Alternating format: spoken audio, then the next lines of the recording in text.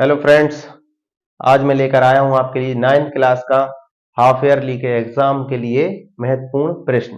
जैसा कि आपको पता है और आप एग्जाम दे रहे होंगे, हाफ ईयरली के अर्धवार्षिक परीक्षा एग्जाम चल रहे हैं, उसके लिए कुछ महत्वपूर्ण प्रश्न है। तो ये आप देख लीजिए, इनमें से आपके बहुत से प्रश्न आपके आ सकते हैं। ये मोस्ट इंपोर्टेंट प्रश्न है। आइए देखते हैं, मैं आपको पढ़ के बता देता हूं तो आप इनको नोट कर लेना, है ना। वीडियो में हो सकता है कि क्लियरली ना दिख रहे हो। तो पहला क्वेश्चन है, गंगा नदी की सहायक नदियों के नाम। तो गंगा जो नदी है उसमें सहायक नदियां जो कि उसके साथ बहती हैं, उनके आपको नाम याद करना है। ठीक है। फिर है आपका अगला क्वेश्चन, मानव अधिकार और आचार संहिता को समझाइए। यानी कि मानव अधिकार क्या है और आचार संहिता क्या होता है। आचार संहिता जो कि चुनाव जब भी आते हैं, जैसे अभी हमारे राज्य में हुआ है, चुनाव में आचार संहिता लग जाती है 6 महीने पहले से। ठीक है, तो आप इसको अच्छे से पढ़ लीजिए। फिर आपका अगला क्वेश्चन है, युंग फोक और प्रोपेगेंडा को समझाइए। ये दोनों टॉपिक अलग अलग हैं, मैंने एक ही क्वेश्चन में ऐड कर दिया, तो आप इन दोनों को अच्छे से पढ़ लीजिए। फिर आपका अगला है, चुनाव व मतदाता सूची को स्पष्ट कीजिए। ये भी आपके दो टॉपिक हैं, हालांकि ये एक ही है लेकिन इनको अलग अलग आपको समझना है ना। चुनाव क्या है और मतदाता सूची। मतदाता सूची मतलब जितने भी वोट डालने वाले लोग होते हैं उनकी एक लिस्ट बनाई जाती है, जिसको हम मतदाता सूची कहते हैं। और भी उसमें क्या क्या होता है आपके चैप्टर में होगा, आप अच्छे से देख लेना। अगला क्वेश्चन है आपका, भारत में संसद व विधानसभा को समझाइए। विधानसभा मतलब कि जैसा कि अभी चुनाव हुआ है, विधायक को चुना गया है ना।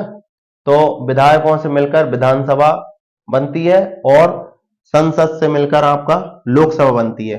तो संसद और विधानसभा दोनों को समझना है। अब विधानसभा की आपसे सीटें ही पूछ सकते हैं। मध्य प्रदेश में, अपना राज्य मध्य प्रदेश, उसमें विधानसभा की कितनी सीटें हैं, तो उसमें 230 सीटें हैं। राज्यसभा की आपसे अगर सीटें पूछे तो राज्यसभा की सीटें भी आ सकती हैं, वो है आपकी 11।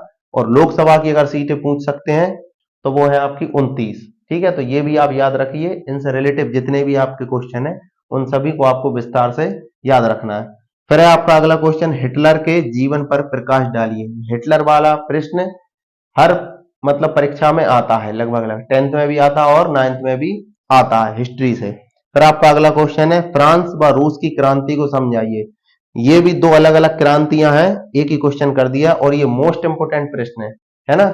मैंने जब एग्जाम दिया था तब भी इनमें से एक आया था। फिर अगला क्वेश्चन जो आपका है वो है, बेरोजगारी को परिभाषित कीजिए। भारत में बढ़ती हुई बेरोजगारी है, पढ़े लिखे लोग ज्यादा हैं और उन्हें रोजगार बहुत ही कम मिल रहा है। तो यहां पर ये क्वेश्चन भी आपका आ सकता है, इंपोर्टेंट है। फिर है आपका नवा क्वेश्चन, भारत की जलवायु को समझाइए। भारत की जो जलवायु है हमें उसे अच्छे से समझाना है ना, लिखना है उसके बारे में विस्तार से। या फिर ऐसा भी आ सकता है, भारत के मौसम के बारे में सविस्तार लिखिए। तो मौसमी जो है वो आपका जलवायु, चार मौसम जो होते हैं ना, उसी प्रकार से आप इसको देख लीजिए। फिर आपका अगला क्वेश्चन है, अक्षांश और देशांतर। अक्षांतर अक्षांतर और देशांतर को स्पष्ट कीजिए। ये भी आपका इंपोर्टेंट प्रश्न है।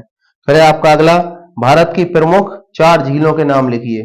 ठीक है, जैसे कि मैंने अभी आपको बताया था झीलें इससे पहले वाली वीडियो में, जैसे कि आपकी चिल्का झील है, बूलर झील है ना। ये जो झीलें हैं, आपको 2 झीलें और भारत की पढ़ना है।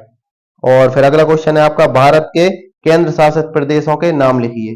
जो हमारे प्रदेश हैं, राज्य, उनमें कुछ केंद्र शासित प्रदेश भी हैं, 7 या 8 हैं, तो आप उनको अच्छे से याद कर लें। उनके नाम भी आपको आ सकते हैं, या 2 आ जाए या 3 आ जाए, ऐसा भी हो सकता है।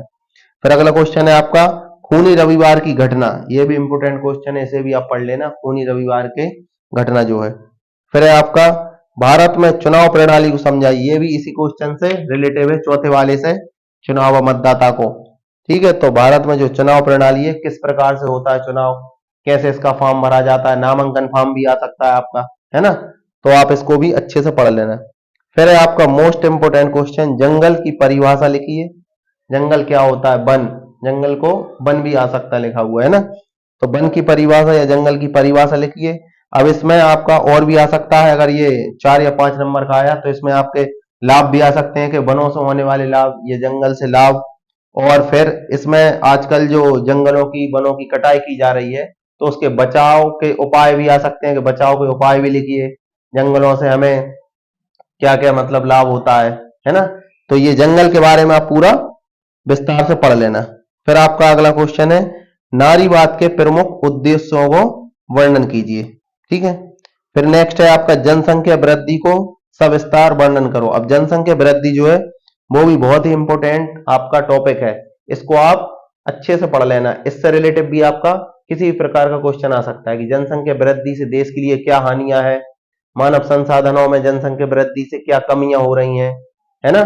तो ये भी आपका बहुत बढ़िया क्वेश्चन है। फिर आपका अगला क्वेश्चन है भारत के मानचित्र का सचित्र वर्णन कीजिए। जो भारत का नक्शा है, मानचित्र जिसे हम बोलते हैं, उसको आपको चित्र के द्वारा समझाना है। ये मैंने 10th में ही बताया था और ये क्वेश्चन लगभग लगभग आता ही है।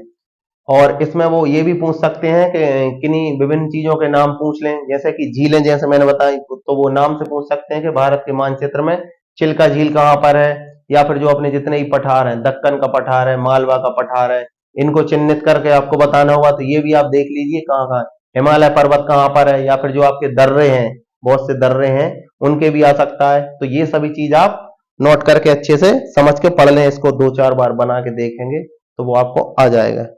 अगला क्वेश्चन है आपका मालवा का पठार व दक्कन का पठार, ये इन दोनों को भी आप डिटेल में पढ़ लेना, हो सकता है इसमें से भी कुछ आ जाए। ठीक है। फिर आपका है अगला क्वेश्चन बांगर व खादर में अंतर, ये क्वेश्चन भी आता है लगभग। ठीक है, बांगर व खादर में अंतर आपको स्पष्ट करना है। फिर अगला है आपका भारत में किन राज्यों में सबसे अधिक आर्थिक परेशानी है। आर्थिक का मतलब होता है मतलब पूंजी या पैसा, रुपया, मतलब गरीबी। सबसे अधिक गरीबी किन राज्यों में है, या फिर आर्थिक परेशानी कहां कहां है, किन राज्यों में है। ठीक है। आखिरी क्वेश्चन है आपका भारत में मानव संसाधनों को समझाइए।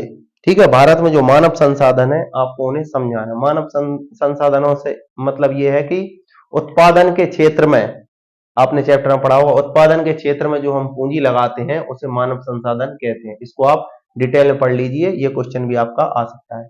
तो ये बहुत ही मोस्ट इंपोर्टेंट है जो कि मैंने आपकी सामाजिक विज्ञान की बुक से निकाले हैं। ठीक है, इसके पहले भी एक वीडियो है, वो भी मैं आपको साथ में डाल दूंगा, तो वो आपका ऑप्शनल वीडियो रहेगा और ये आपका प्रश्न उत्तर के हिसाब से रहेगा। तो इनको आप अच्छे से पढ़ लें और कल का पेपर बहुत अच्छे से दें। आप सभी के लिए शुभकामनाएं।